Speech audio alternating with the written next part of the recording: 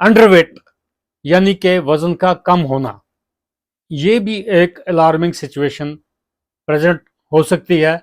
जब भी आप देखेंगे कि बीएमआई जो है, बॉडी मास इंडेक्स जो है, एडल्ट्स में पर्टिकुलरली 18 से कम होगा तो उसको अंडरवेट लेबल किया जाता है। अब इंडियन रेफरेंस मैन जो है 18 साल से लेकर 29 साल की उम्र में उसका जो वजन है 60 केजीज होना चाहिए।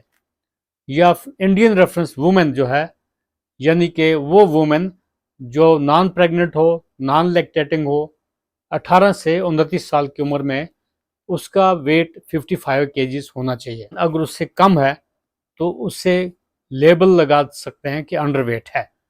तो आइडियल बॉडी वेट जो है वो मैंने कई दफ़ा अपने वीडियोस में बताया, height in centimetres -100 should be ideal body weight, और height in inches should be weight in kgs, it's equal to the ideal body wait.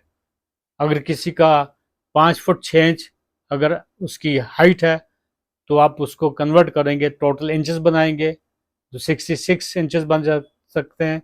तो उस हिसाब से आपका रेफरेंस रेंज या रेफरेंस बॉडी वेट आता है। लेकिन जब भी वेट कम हो तो अंडरलाइंग कुछ कंडीशंस हो सकती हैं।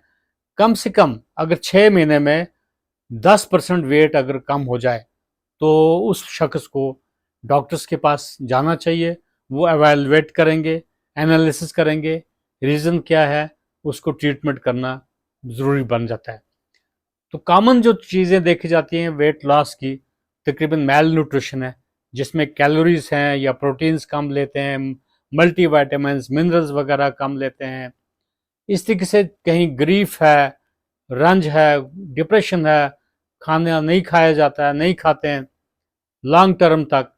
इस तरीके से खासकर थायरोटॉक्सिकोसिस यानी कि हाइपरथायरॉयडिज्म में एक कंडीशन होती है थायरोटॉक्सिकोसिस, उसमें वेट कम हो जाता है। सिमिलरली डायबिटीज मेलाइट्स में यानी कि शुगर वाले पेशेंट में, एडिसन्स डिजीज एक कंडीशन होती है, ट्यूबरक्लोसिस में वेट लॉस हो जाता है, एचआईवी या एड्स वाले पेशेंट में वेट लॉस होता है, क्रॉनिक चेस्ट इन्फेक्शंस या ब्रोंकाइट्स वगैरह उसको बोलते हैं, कंजेस्टिव कार्डिक फेलियर एक कंडीशन होती है, मैलिग्नेंसी ये भी एक अलार्मिंग हो सकती है। तो वो भी आपको अपने डॉक्टर साहिबान से मिल के देख लेना है कि वेट कम क्यों हुआ है। ये एक मैं आइडिया देता हूँ, एक हिंट देता हूँ।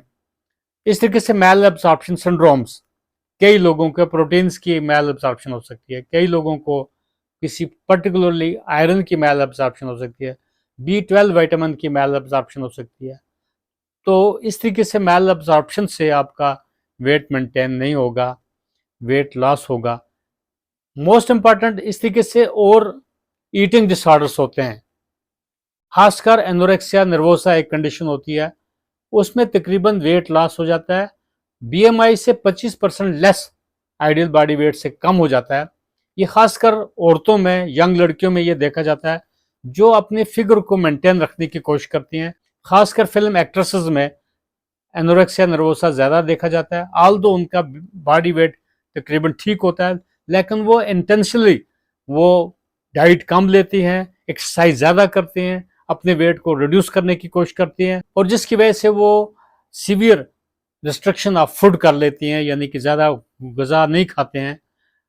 और ख़ासकर समटाइम्स इनको सेल्फ स्टारवेशन, सोचते हैं मेरा वेट ज़्यादा हो रहा है, मेरा फिगर ख़राब हो जाएगा। जो लोग खासकर एनोरेक्सिया नर्वोसा में मुलव्वस होते हैं, एक साइकेट्रिक एलिमेंट जैसी होती है, इसमें मल्टी डायमेंशनल अप्रोच चाहिए होती है इसको ट्रीटमेंट के लिए, फैमिली सपोर्ट चाहिए होती है, अंडरस्टैंडिंग करने की ज़रूरत होती है।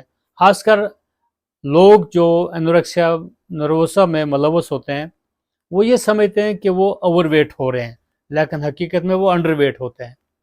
तो ये कुछ काजेज़ हैं वेट लॉस होने के, और जिनके ऊपर कभी ना कभी एवेल्युएट करने की ज़रूरत होती है।